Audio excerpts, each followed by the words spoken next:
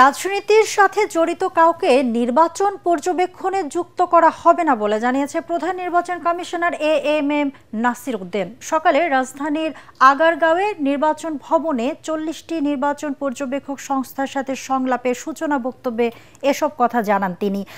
CEC বলেন, নির্বাচন পর্যবেক্ষণের দায়িত্ব পালনকারীরা রাজনৈতিক দলের পক্ষপাতিত্ব করলে তাদেরই সুনাম নষ্ট হবে। সংশ্লিষ্টরা সঠিক দায়িত্ব পালন না করলে ভালো নির্বাচন হবে না জানিয়ে তিনি বলেন, স্বচ্ছ নির্বাচন করতে হলে সবাইকে আইন সম্পর্কে ভালো ধারণা থাকতে হবে। জাতির কাছে ইসির ওয়াদা পূরণে নির্বাচন পর্যবেক্ষক সহ সংশ্লিষ্ট সকলের সহায়তার আহ্বান জানান তিনি। সিইসি বলেন, সবাই আইন মেনে নির্বাচনী দায়িত্ব পালন করছে কিনা সে বিষয়টিও পর্যবেক্ষণে রাখা হবে।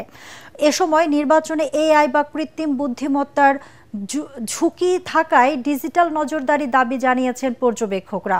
বিকালে আরও 41টি নির্বাচন পর্যবেক্ষক সংস্থার সাথে সংলাপে বসবে কমিশন। আমরা ইলেকশন কমিশন, আমাদের এজেন্ডা একটাই, একটা ক্রেডিবল, সুন্দর, ট্রান্সপারেন্ট নির্বাচন জাতিকে উপহার দেওয়া।